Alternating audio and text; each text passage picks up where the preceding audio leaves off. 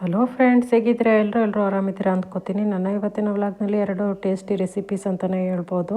ಮೆಂತ್ಯ ಸೊಪ್ಪಲ್ಲಿ ಮೆಂತ್ಯ ಕಿಚಡಿನ ಮಾಡಿದ್ದೆ. ಸೊ ಅದ್ರ ರೆಸಿಪಿನ ಇವತ್ತು ನಿಮ್ಮ ಜೊತೆ ಶೇರ್ ಮಾಡ್ತೀನಿ. ಹಾಗೆಯೇ ಮೆಣಸಿನ್ಕಾಯಿನ ಬಜ್ಜಿನ ಮಾಡಿದ್ದೆ. ಅದಕ್ಕೇ ಸ್ವಲ್ಪ ಈರುಳ್ಳಿ ಕ್ಯಾರೆಟ್ ಎಲ್ಲ ಹಾಕ್ಬಿಟ್ಟು ಮಸಾಲ ಬಜ್ಜಿ ಥರ ಮಾಡ್ಕೊಂಡಿದ್ವಿ. ಟೇಸ್ಟ್ ಅಂತೂ ಸೂಪರಾಗಿತ್ತು ಅಂತಲೇ ಹೇಳ್ಬೋದು. ಸೊ 2 ರೆಸಿಪಿ ಏನು ಅನ್ನೋದನ್ನ ಇವತ್ತು ನಿಮ್ಮ ಜೊತೆ ಶೇರ್ ಮಾಡ್ತೀನಿ. ಅದಕ್ಕಿಂತ ಮುಂಚೆ ನನ್ನ ವ್ಲಾಗ್ನ ಫಸ್ಟ್ ಟೈಮ್ ನೋಡ್ತಿದ್ರೆ ವೀಡಿಯೋನ ಲೈಕ್ ಮಾಡಿ ಮತ್ತು ಸಬ್ಸ್ಕ್ರೈಬ್ ಮಾಡಿ ಅಂತ ಹೇಳ್ತಾ ನಾನು ಇವತ್ತಿನ ವ್ಲಾಗ್ನ ಶುರು ಮಾಡ್ತಾ ಇದ್ದೀನಿ. ಸೊ ವೆಲ್ಕಮ್ ಟು ಸ್ವೀಕೃತಿ. ಮೊದಲಿಗೆ 1 ಪಾವ್ನಷ್ಟು ಹೆಸರುಬೇಳೆನ ತೊಗೋತಿದ್ದೀನಿ. ಸೊ 1 ಪಾವು ಹೆಸರುಬೇಳೆ ತೊಗೊಂಡ್ಮೇಲೆ ಅಕ್ಕಿನೂ ಅಷ್ಟೇ ಪ್ರಮಾಣವಾಗಿ ಹಾಕಬೇಕು. ಹಾಗಾಗಿ 1 ಪಾವ್ನಷ್ಟು ಅಕ್ಕಿನ ತೊಗೋತಿದ್ದೀನಿ. ಸೊ ಎರಡನ್ನೂ ನೀಟಾಗಿ ವಾಶ್ ಮಾಡಿ ನೀರನ್ನು ಅದ್ರ ಡಬಲ್ ಹಾಕಬೇಕು. ಸೊ 4 ಲೋಟದಷ್ಟು ನೀರನ್ನ ಹಾಕಿ 2 ವಿಷಲ್ ಮಾಡೋದಕ್ಕೆ ಕುಕ್ಕರ್ನ ಇಡ್ತಾಯಿದ್ದೀನಿ.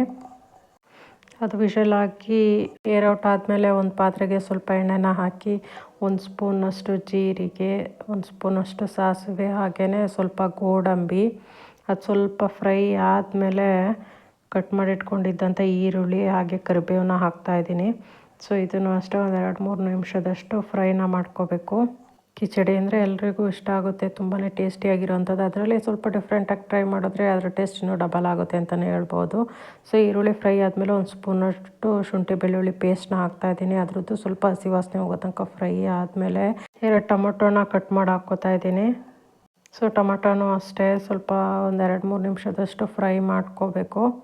ವಾರದಲ್ಲಿ 1 ದಿನ 2 ದಿನ ರೈಸ್ ಐಟಮ್ಸ್ ಇದ್ದೇ ಇರುತ್ತೆ. ಸೊ ಅದರಲ್ಲಿ ಮಂತ್ಲಿ ಒನ್ಸಾದರೂ ಯಾವುದಾದ್ರೂ ವೆಜಿಟೇಬಲ್ಸ್ದು ಕಿಚಡಿ ಇದ್ದೇ ಇರುತ್ತೆ. ಸೊ ಈ ವೀಕಲ್ಲಿ ಮೆಂತ್ಯ ಸೊಪ್ಪಿತ್ತು, ಹಾಗಾಗಿ ಮೆಂತ್ಯ ಸೊಪ್ಪಿಂದು ಮಾಡ್ತಾಯಿದ್ದೀನಿ.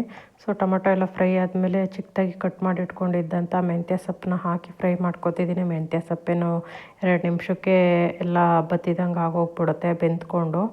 ಇದನ್ನು ತುಂಬ ಹೊತ್ತು ಫ್ರೈ ಮಾಡೋವಂಥ ಅವಶ್ಯಕತೆ ಏನಿರಲ್ಲ.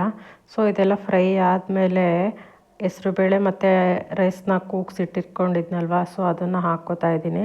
ಸೊ ನೋಡಿ ಎಷ್ಟು ನೀರು ಹಾಕಿದ್ರೂ ಚೆನ್ನಾಗಿ ಬೆಂದ್ಕೊಂಡ್ಬಿಟ್ಟು ನೀರೆಲ್ಲ ಹಿಂಡ್ಕೊಂಡಿರುತ್ತೆ. ಸೊ ಇದಕ್ಕೆ ಸ್ವಲ್ಪ ನೀರನ್ನ ಹಾಕ್ಕೊಂಡು ತೆಳು ಮಾಡ್ಕೋಬೇಕು. ಕಿಚಡಿ ಅಂದರೆ ತೆಳುವಾಗಿದ್ರೇ ಚೆನ್ನಾಗಿರುತ್ತೆ. ಆಮೇಲೆ ಸ್ವಲ್ಪ ತಣ್ಣಗಾದ್ಮೇಲೆ ಮತ್ತೆ ಗಟ್ಟಿಯಾಗಿಬಿಟ್ಟಿರುತ್ತೆ. ಸೊ ನಾನು ಇದಕ್ಕೆ ಕೂಗಿಸಿರೋವಂಥ ಹೆಸರುಬೇಳೆ ಮತ್ತು ರೈಸ್ನ ಹಾಕ್ಬಿಟ್ಟು ಸ್ವಲ್ಪ ನೀರನ್ನ ಹಾಕಿ ತೆಳು ಮಾಡಿಕೊಂಡೆ.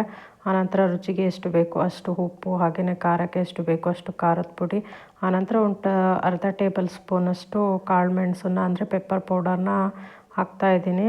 ಸೊ ಇದನ್ನೆಲ್ಲ ಹಾಕಿ ಒಂದು 5 ನಿಮಿಷ ನೀಟಾಗಿ ಮಿಕ್ಸ್ ಮಾಡಿ ಪ್ಲೇಟ್ ಮುಚ್ಚಿಟ್ರೆ ಸೂಪರಾಗಿರುವಂಥ ಮೆಂತ್ಯ ಕಿಚಡಿ ರೆಡಿಯಾಗುತ್ತೆ. ಟೇಸ್ಟ್ ಅಂತೂ ಆಸಮ್ ಅಂತಲೇ ಹೇಳ್ಬೋದು. ಖಂಡಿತವಾಗಿ ಈಸಿಯಾಗಿ ಮಾಡೋವಂಥದ್ದು, ಎಲ್ಲರೂ ಆರಾಮಾಗಿ ಟ್ರೈ ಮಾಡಬಹುದು. ಸೊ ಈವ್ನಿಂಗ್ ಸ್ನ್ಯಾಕ್ಸ್ಗೆ ಬಜ್ಜಿನ ಮಾಡೋಣ ಅಂದ್ಕೊಂಡೆ. ಸೊ ಬಜ್ಜಿ ಮಾಡೋದಂತೂ ಮನೇಲಿ ಕಾಮನ್ ಆಗೋಗ್ಬಿಟ್ಟಿದೆ. ವೀಕ್ಲಿ ಒನ್ಸಾದರೂ ಯಾವುದಾದ್ರೂ ಬಜ್ಜಿನ ಮಾಡ್ಕೊತಾನೆ ಇರ್ತೀವಿ. ಸೊ ಇದು ಮಾಮೂಲಿ ಬಜ್ಜಿ ಮಾಡೋದಕ್ಕಿಂತ ಅದಕ್ಕೆ ಸ್ವಲ್ಪ ಕ್ಯಾರೆಟು ಈರುಳ್ಳಿ ಎಲ್ಲದನ್ನೂ ಹಾಕ್ಕೊಂಡು ಮಾಡಿಕೊಂಡ್ರೆ ಮಸಾಲ ಬಜ್ಜಿ ಥರ ತುಂಬಾ ಟೇಸ್ಟು ಚೆನ್ನಾಗಿರುತ್ತೆ.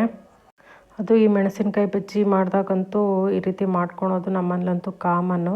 ಸೊ ನನ್ನ ಮಗ ಇದ್ರಂತೂ ಈ ಥರದ್ದು ಏನಾದರೂ ಟ್ರೈ ಮಾಡ್ತಾನೆ ಇರ್ತಾನೆ. ಬಜ್ಜಿನ ಮಾಡ್ಕೊಳ್ಳೋದಕ್ಕೆ ನಾನು ಕಡಲೆ ಹಿಟ್ಟು, ಸ್ವಲ್ಪ ಅಕ್ಕಿ ಹಿಟ್ಟು, ಹಾಗೆಯೇ ರುಚಿಗೆ ಎಷ್ಟು ಬೇಕೋ ಅಷ್ಟು ಉಪ್ಪು, ಹಾಗೆಯೇ ಖಾರಕ್ಕೆ ಸ್ವಲ್ಪ ಖಾರದ ಪುಡಿನ ಹಾಕ್ಕೊಂಡಿದ್ದೀನಿ. ಈ ಬಜ್ಜಿ ಮೆಣಸಿನ್ಕಾಯಿನಲ್ಲಿ ಖಾರನೇ ಇರಲ್ಲ, ಹಾಗಾಗಿ ಸ್ವಲ್ಪ ಖಾರದ ಪುಡಿನ ಹಾಕ್ಕೋತೀನಿ. ಇಲ್ಲಾಂದರೆ ಸಪ್ಪೆ ಸಪ್ಪೆ ಅನಿಸ್ಬಿಡುತ್ತೆ ಅಂದ್ಬಿಟ್ಟು ಮೆಣಸಿನ್ಕಾಯಿನ ಮಧ್ಯಕ್ಕೆ ಕಟ್ ಮಾಡಿ 2 ಭಾಗ ಮಾಡಿಬಿಟ್ಟು ಬಜ್ಜಿನ ಹಾಕ್ಕೋತಾ ಇದ್ದೀನಿ. ಇಲ್ಲಾಂದರೆ ಒಂದು ಮೆಣಸಿನ್ಕಾಯಿನ ಫುಲ್ಲು ಮೇಲ್ಗಡೆ ಸ್ವಲ್ಪ ಕಟ್ ಮಾಡಿ ಬಜ್ಜಿನ ಹಾಕ್ಕೊಂಡು ಆನಂತರ ಬಜ್ಜಿ ರೆಡಿ ಆದಮೇಲೆ ಮಧ್ಯಕ್ಕೆ ಕಟ್ ಮಾಡಿಕೊಂಡು ಈರುಳ್ಳಿ ಕ್ಯಾರೆಟ್ನ ಸೇರಿಸ್ಕೋಬೋದು. ಇಲ್ಲಾಂತಂದರೆ ಮೊದಲೇ ಕಟ್ ಮಾಡಿ ಬೇಕಾದ್ರೂ ಬಜ್ಜಿನ ಮಾಡ್ಕೋಬೋದು. ಯಾವ ರೀತಿ ಮಾಡಿಕೊಂಡ್ರೂ ಚೆನ್ನಾಗಿರುತ್ತೆ. ಬಟ್ ಈ ರೀತಿ ಮಾಡಿಕೊಂಡ್ರೆ ಈಸಿಯಾಗಿ ಮಾಡ್ಕೋಬೋದು ಅಂತ. ಇವಾಗಂತೂ ಚಿಕ್ಕಮಂಗ್ಳೂರು ಸೈಡ್ ತುಂಬಾ ಮಳೆ ಇರೋದ್ರಿಂದ ಈ ರೀತಿ ಬಜ್ಜಿ ಬೋಂಡಗಳ್ನಂತೂ ಮಾಡ್ಕೋತಾನೆ ಇರ್ತೀವಿ.